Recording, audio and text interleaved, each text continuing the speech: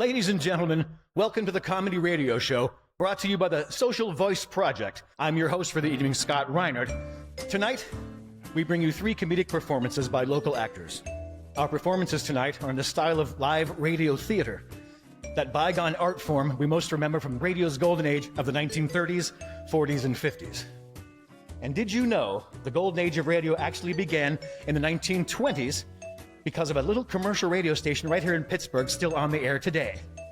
And that radio station is KDKA, that's right. Sadly, the last classic radio shows passed over in the 1950s, and later by the invention of television is extensive. The Lone Ranger, Lights Out, The Shadow, Green Hornet, Information Please, The Fred Allen Show, and Fibber McGee and Molly, just to name a few. And the last great radio network radio theater program, CBS's Radio Mystery Theater, simply faded away in the 1980s. Since then, broadcast radio has given us talk radio, sports radio, an endless looping playlist of pop music, and mechanized, pre-recorded infomercials. Whatever happened to live radio theater? Where did it go? Ladies and gentlemen, look at this stage. Look at this beautiful theater. Here lives radio theater, alive by dedicated local performing artists such as the actors you will see and hear tonight. But wait, there's more. Today's radio theater is given new life through podcasting. What's a podcast, you ask? Why, it's like radio, but on the internet. In fact, our show tonight is being recorded for a future episode of the Social Voice Project's new Radio Theater podcast, and it's also being streamed live on the internet as we speak. Tonight we'll see and hear live radio theater performances by the Cellar Dwellers,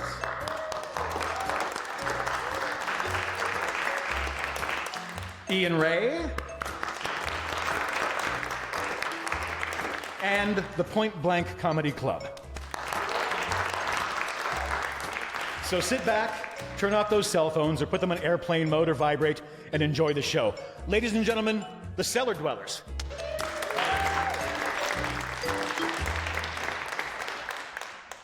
Oh, what's up, Rochester? How we doing? Good, very good. Welcome, welcome. We are the Cellar Dwellers, and we perform a live improvised show every Friday. Every Friday! But tonight, thank you very much for coming out. May as well just get underway right now. Well, hey gang, it's podcast time, and I want to tell a story, a good one. That's a great idea. Hey, audience, send us your suggestions to @CDImprov on Twitter. That's not going to work at this show, Conrad. Why not, Theo? We get suggestions and make a story like we do at Improv. Conrad, this one's pre-recorded. It's going out to the internet. I want to do something timeless, but maybe a little offbeat. Oh, and something European. I don't know what it is, but lately I've been on a surreal kick. Surreal podcasts, surreal commutes, surreal dinners. Jimmy, we get it, the buzzwords. If you guys are taking away my improvised fun away, I insist the story be full of despair. Agreed. Well, you're not going to believe this, but I do know a story that is everything you guys are after. It's from a man who lived in Prague. His name's hard to pronounce, but the story's called the Setamorphomis. Oh my gosh, Jimmy, remember we read that in high school? Yeah, good story. That's one of those stories I've heard about, but never read myself. I'll tell you what, we read the story out loud, but we add our own take on it, and we can always just improvise if it's boring or whatever. I'm in. But let's start off right. Conrad, will you do the honors? The Social Voice Project presents the Cellar Dwellers in Franz Kafka's timeless short story, The Setamorphosis. But first, a word from our sponsor. The following is a paid ad by Day Ones of Duncan Sagittarius. Yo, what's good, y'all? It's your man Duncan Sagittarius, and I want to be in the government. Right now, Capitol Hill needs me. America's in trouble, and not just due to the crippling tequila shortage. Schools are freaking lame. Tornadoes happen. People openly hate on the government. One thinks the party's never been so foul. I was told that winning an election feels like hearing your lawyer say she dropped the charges, and that's exactly how I want my constituents to feel. But a bunch of zilches want to know that I'm about it. They want to know my platform. First off, 2 walls. One on the East Coast, one on the West Coast. We must keep our beaches safe from waves. Second, I move that all the fly breezies keep vibing and keeping it tight. 3, a vote for D is a vote for me. My campaign manager said that everybody loves rhyming. I've also got a lot of endorsements lined up for myself. An endorsement is, blah, blah, blah, blah, blah. It's someone, speaking good of you. Yeah, I got a bunch of those. Take it from my high school basketball coach. Saggy did well for himself on the court, for sure. 26 RBIs, kept his errors in the single digits, but where he really shone was in the showers, because his real skill was bathing. A loofah, washcloth, you name it. His balance of hot and cold water, lordy, watching him lather after every practice changed me. So there you have it. My driver's ed teacher also has a really inspiring story about me. Saggy always hated going faster than 40 miles per hour. One afternoon, I had to ask him straight, you got hair on them peaches, boy? You got hair on them peaches, boy? That stuck with me. I want to show all 50 states that them peaches do got hair on them. So there's a Tuesday coming up soon, and you'll have to go to the polls. But not like the poll I wrapped my dad's Benz around a few months ago. Saying yes to Sagittarius is saying yes to traditional values and other cool shit. I'm Duncan Sagittarius, so don't remove this message. Day ones of Duncan Sagittarius are not responsible for the outcome of this or any election. The Setamorphomis, Act 1, Scene 1. Sammy Gregor woke up early in the morning from a night of frightful dreams, only to discover she had been turned into a fleshy, wretched human. She had dreamed of a great drought that made resources scarce and working conditions miserable. In fact, she and her family were forced to pack up and look to make their livelihoods elsewhere. Outside the dreams, the hardships were realized to be much worse. It was bizarre that Sammy was now a woman because every moment previous had been spent as a beetle, a shiny, ground-dwelling, shit-rolling beetle. Coming onto what had been a suitable bed for a bug, Sammy first noticed she had one less set of arms. What? She was limber, all around more flexible, particularly in her thorax. Rather than her antenna, chestnut hair sat flatly on her head and tickled the shoulders of her new body. Outside of Sammy's family hole, dew was disappearing as the sun rose to prominence. The day was new, and Sammy would be expected for work soon. She could not be expected to carry out her daily tasks like this. She wasn't even the same species as the night before. The floor beneath her was cold. Everything now smelled awful. Ugh. The problems piled on quickly, and Sammy hadn't even seen her family yet. Sammy heard the first sounds of her father, mother, and brother scurrying about their abode. At what Sammy thought was the height of her panic, her father knocked on the door. Sammy, come down for breakfast. You gotta get out to work soon. Having not tested out her new voice, Sammy hollered back, I'm not hungry! Just gonna go straight to work today! This startled her father. If this is your monthly cardboard applicator time, you don't need to be ashamed, honey. Every girl bug your age... It's not that! I'm just a normal bug! Father, feeling as though he'd intruded, exhaled deeply and returned to his dining table. Why's Sammy not coming?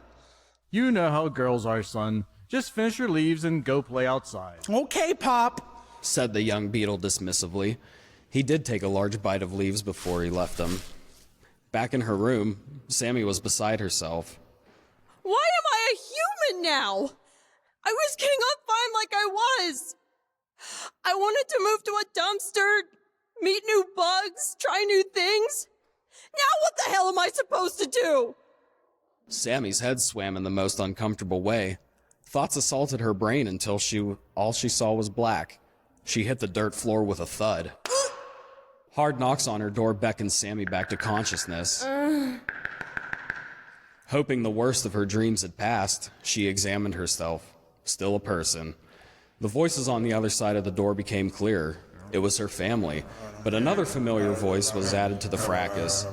Sammy wasn't able to make any sensible decisions. She tucked herself snug in a corner, hoping to be concealed from the cruel world and its myriad problems. She heard her father speak. Sammy, Mr. Dungholler is here. He's concerned about why you're not at work right now. He wants to talk to you. Mr. Dunghauler was Sammy's supervisor at the feces rolling plant. He was, charitably speaking, an unreal douchebag. Dad? Mr. Dunghauler? It's just best I don't see anyone right now. I'm all right, though. I should be better tomorrow. Mr. Dunghauler's voice came through the door. Sammy, star employee, what's wrong, babe? I have a really sore antenna today. The left one's really stiff, so maybe a day in bed will be all I need. Mr. Gregor, would you and your family have an eensy-beensy step in the other room? I need to talk to your daughter alone. They did as they were asked. Once only Sammy was in earshot of Mr. Dunghauler, he unloaded. All right, listen up, labia flakes. I don't know what the big idea here is, you being a no-call, no-show, but the ship I run is tight. So tight. So if you're not out there moving shit, Daddy doesn't get paid. I'm Daddy, by the way. So cut the crap. What's your deal? I'm just not feeling well. I'm sorry I didn't call. Damn. Not good enough, Tasty Nips. Get out here and explain to me and your podunk little parents why their princess ain't out there rolling turds. See? Major bastard. Her boss told everyone he was self-made, but the truth was there was poop everywhere. Sammy reached a breaking point. She flung open the door. Fine. You want me to work? Let's get to work then. I'll ball all the shit you have. Put me on the clock now. Roll all day, all night until your supply is backlogged. Is that what you want? What the hell are you? And why do you got such a mouth on ya? It's me, Mr. Dunghauler. It's Sammy. Sammy Gregor. No. Because you see, I've undressed Sammy with my eyes hundreds of times, and whatever you are don't look nothing like her. You're just some sort of mutant. I am Sammy. Evidently, this is what I look like now. So let's just get to work. Let's work. Ball the poo. Punch the clock. Take care of business. TCB. You can't turn my bro phrases against me. No, crap boy. Dig your heels in. Pack your lunch. Say something, tight ass! New not beetle lady scare Dunghauler. Oh, man. Did I just make you regress into a larva? Baby want pug milk. With that, Mr. Dunghauler hauled himself out of the Gregor hole. He went out with his bros later that afternoon and bragged about how he fired, quote, Sammy the Slutmeist, and drank cheap domestic beer all afternoon. But back to the Gregors. Sammy, what have you done? Dad, I don't know why I look like this. I just woke up and I see. You look crazy. But, honey, why did you speak to Mr. Dunghauler how you did?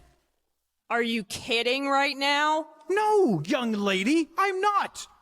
That's your boss. You must show him the utmost respect. He's such an aggressive creep, Dad. He shouldn't be talking to anything that way. He signed your checks. Your mother and I taught you better than to bite the hand that feeds. Shut up.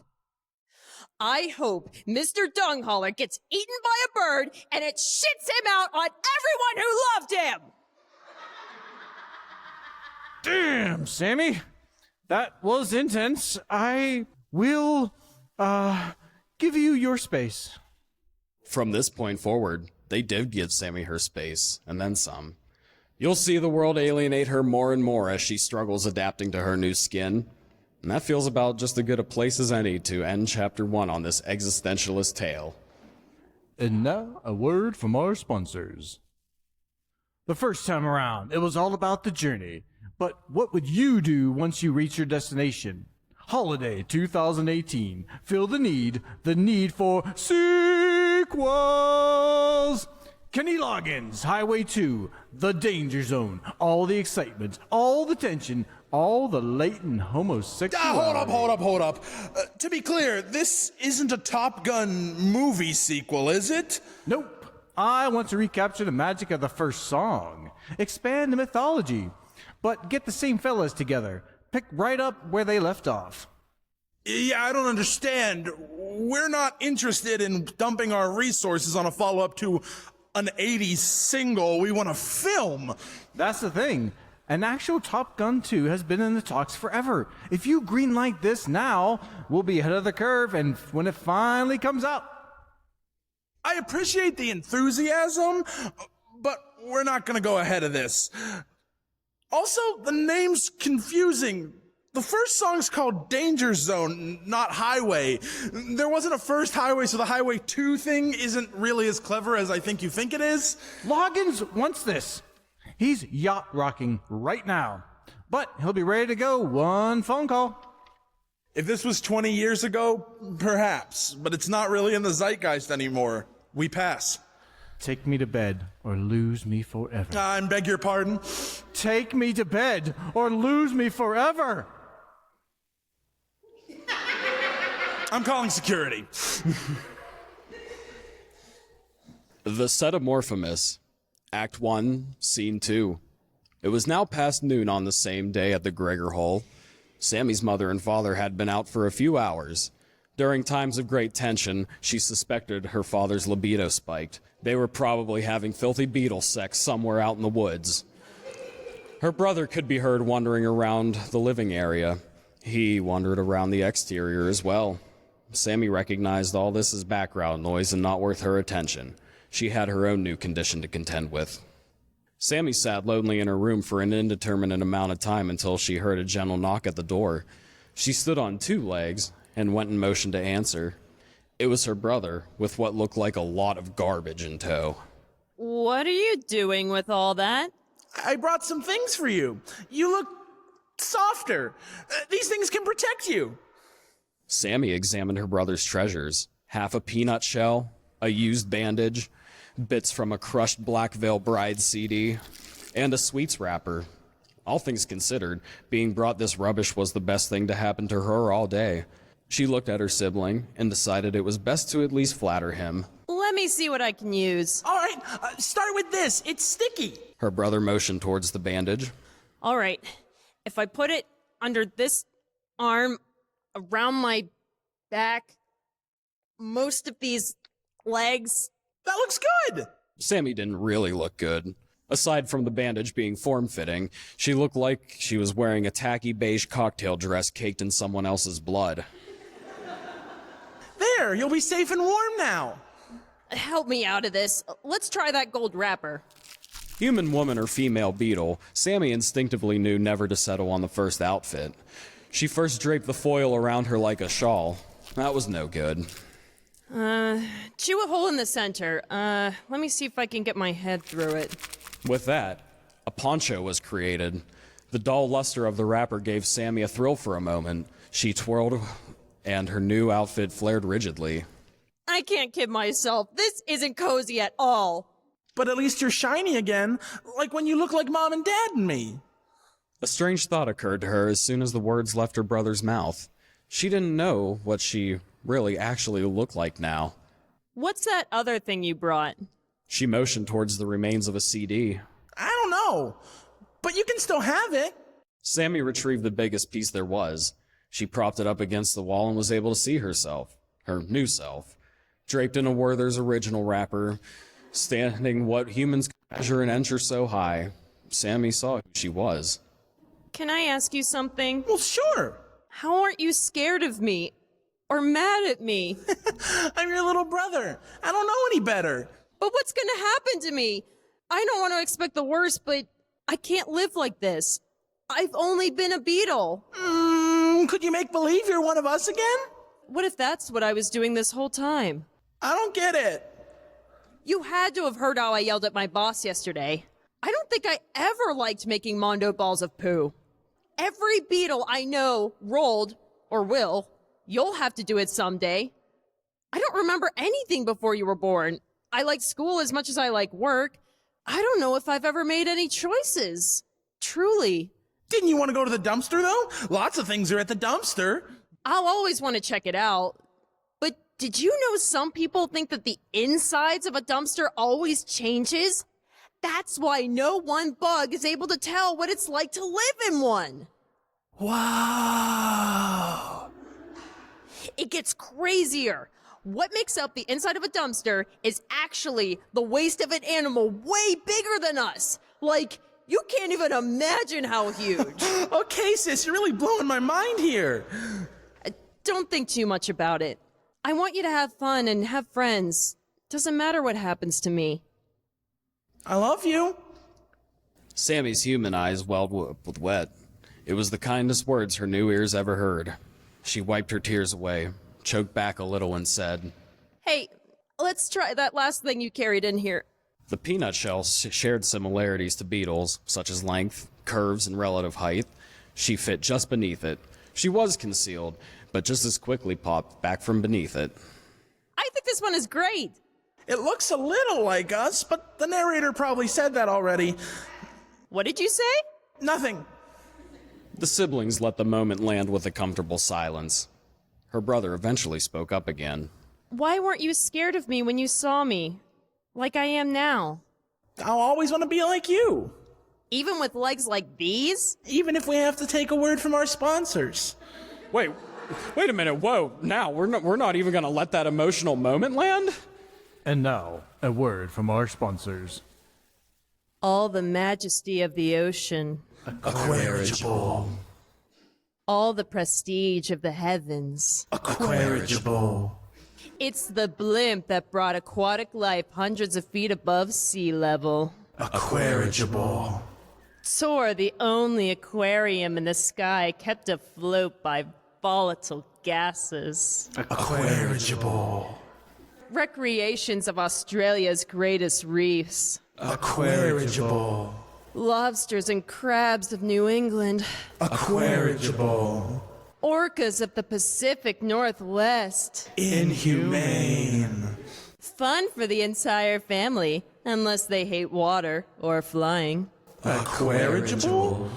Ticket packages make it so anyone from any tax bracket may enjoy the sights. Aquarigible. Right. You thought this was just some sort of 1%er spectacle. Aquarigible. Admission with a little left to spend would cost as much as a cross-country trip to a huge theme park. Aquarigible. After all, you're paying for the novelty of enjoying fish in a zeppelin. Aquarigible. Stay for a 4-course meal.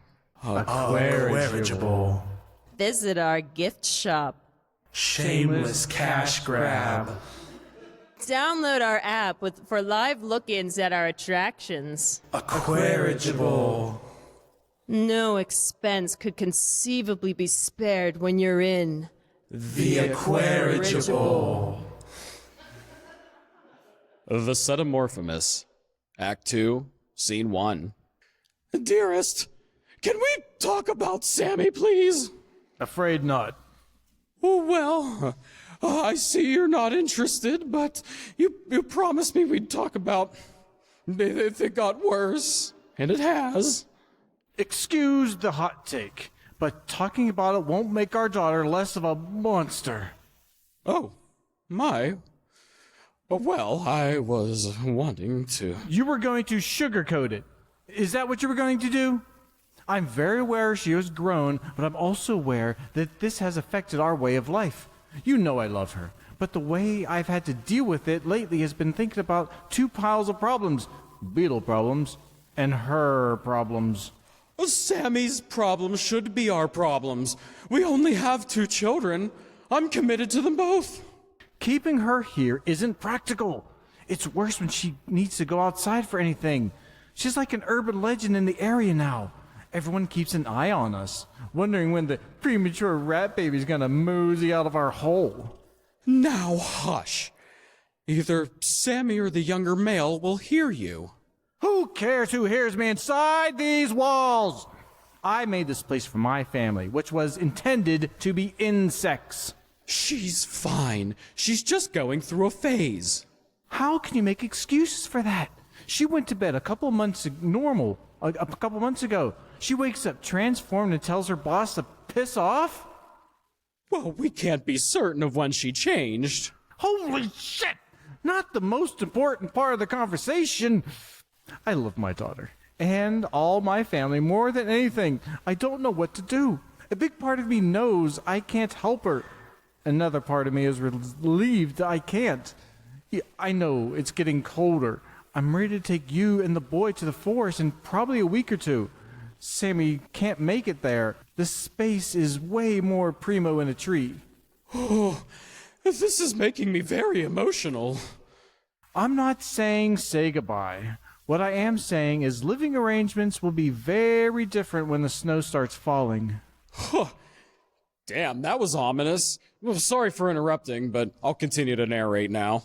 It was a nice change of pace, though, right? Hearing more dialogue instead of prissy writing, like some college students padding an essay, huh?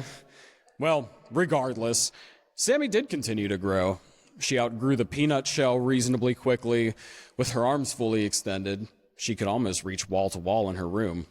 When she reluctantly left her room, she had to hunch down so as not to bump the top of her head against the earth above. Here's one thing we touched on briefly, though. Her family hole smelled awful. Ugh.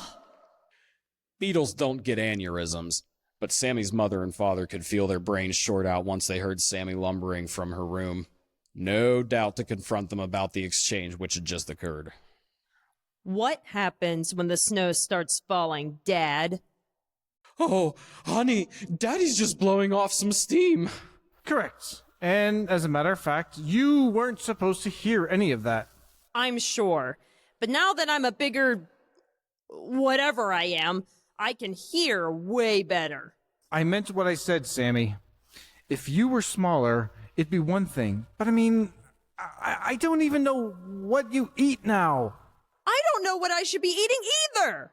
And with you not doing beetle work, we're not getting enough beetle income in the house. Hey, idiot, there's nothing I can do about that. Oh, Samantha, your father's right there. I'm talking about you! I knew Dad would behave like this when it happened. But you really confuse me. You don't stick up for me now, but you don't stick up for yourself ever! Oh, well, dear, I learned my place a long time ago. Why is everybody fighting? Did Dad walk around inside a grain alcohol bottle again? Oh, my precious baby, no. They were talking about how I can't come with you to the trees. Well, I'm sorry I have to say a bad word, but this is Boulder Dash. Young man. It's true. Sammy is still Sammy, and that's my sister. Well, Sammy is now in threat. She scares everyone. I'm scared too! Nothing was said after that. The Greyer beetles continued to live in their hole for more than a week before they needed to ship out for the winter. Sammy scarcely left her room in that period. She could see frost gather outside and knew it wouldn't be long until her family left. She wished her family hadn't been so cold towards her, yet could appreciate their desire for survival. She heard a knock at the door now. It was her brother. Dad and Mom need to leave, and if I don't go with them, I might die. Go to the tree with them. But when the seasons turn and it gets hot out again, don't go back to a hole. Try and talk our parents into doing anything different. There's always someone else out there to roll shit. It doesn't need to be you. You told me the first day I turned into what I am now that you always wanted to be like me. Don't be anything like me. I'll always want you to be yourself. Sammy Greger saw many beetles during the rest of her days. She couldn't say for sure if any of them were her father, her brother, or her mother. The Setamorphomis, Act 2, Scene 2. Sammy was found propped up against the dumpster. For all intents and purposes now, she was a full-fledged human. At the end of a vacant lot, nearly out of every passerby's line of sight. Before she passed out, a homeless guy felt bad for her naked ass. You're either dead or you're doing performance art. Which is it? Please answer. That's how I'll know whether or not to call 911. What? Oh. Are you good? Are you in danger? Or don't you want to break character? Break character? Right. You picked a You picked a pretty effing night to make a statement in the underclass. Okay, would you want to come with me, or I'll buy you anything you want to eat and drink? If you're really not a starving artist and would need help, I'll get you to a shelter. Sammy agreed to go with him to a local restaurant. Sammy's first night as a human went like so. It's really bright in here. Hey, what up? Name's Duncan. Well, up is the ceiling above us. Good one. Good one. Duncan Sagittarius, you may have heard me on the radio. Sammy Gregor. What's that, like Portuguese or something? I guess I would say it's Beatles. Tight. Is that like Africa, Asia? Never mind. So me and my boy, Johnny, are going down to Denny's if you want to join us. I see you're wearing, looks like a caramel wrapper, and that's weird, but I mean, no caramel wrapper, no shoes, no problems, right? Sure, whatever you say. 20 minutes later at Denny's. So you said you've never been to a Denny's before. Pretty bitchin'. They got pancakes all 24 hours, so that's... I mean, it smells cool. pretty good in here. Yeah, it does. It does. They sell pancakes in Beatlabra. Is that something for people like me that I can drink? It's... Are there other people out there like me? Oh, hey, you two. Hey, I'm sorry to just pop in like this and interrupt you, but No my problem. She name... was like having a whole existential thing. What's up? Oh, wow, that sounds pretty great, but my Yeah. name's Amos. I'll be taking care of you this evening. Can I start you off with anything to drink? Yeah, Diet Dr. Pepper. Whoa, Diet Dr. Pepper for the man and for the little lady. Show of a Diet Dr. Pepper, too. 2 Diet Dr. Pepper for your crew. All right, I'll be right back. Okay. I don't understand what we're supposed to do with this floppy thing he just gave us. Come again? This floppy thing lined in plastic. What is it for? I mean, I see there's food on it, but I can't. It tastes. Oh, this is awful. This tastes gross. Why? Yeah, don't eat that. That's not the food. Seems like a sort of thing you two, you'd go- here's your huh? soft drinks. It should go without saying that refills are free. And again, my name's Amos. Just flag me down if you need anything. I'll be right back to get your entrees. Hey, Amos, can I talk to you away from the table for a second? Oh, what? I guess I'm pretty in the weeds right now, but I'll hear what you have to say. Anything for a tip. Amos, I need your friendly advice right in here. Oh boy. You ever picked up somebody wearing a Werther's Candy original wrapper claiming she's from some European country you'd never heard of before? Yeah, you know, she sounds kind of like one of those performance artists, actually. Son of a bitch. Yeah. Okay, Well, hey, listen, friend, I'm sorry. I'm a little out of my league here, but I hope you have a good night. Hope it works out. All right, Election Day, November 19th. Get out. Rock the vote. Hey, Sammy, was it? Sam Dog. Sam, hey, so I'm gonna go, and you can keep being, you know, all hippy-dippy or whatnot. Keep vibing. That's cool. Is that a term for Beatles who have turned into whatever I am now? Weirdly, that made a lot more sense than I think it should have. I'm gone. Bye. That is where we will leave Sammy Gregor. The world and circumstances as an abstract invaded her enough as is. But this isn't where her story ends. After that good cup of coffee and okay conversation, Sammy knew she was among her people. A small part of her mind realized that, in all likelihood, her problems would grow with her as well. But, beetle or not, that's the ball of shit we all roll. Just like Sisyphus, up the hill. Wait a minute, missed opportunity. Shitsifus. That's the guy's name. And don't suppose she just ended up with that guy, by the way. She has her full life ahead of her, all right? So don't just project the patriarchy onto the end of the story, which just ended. Thanks, everyone. Have a good night. Enjoy the other acts.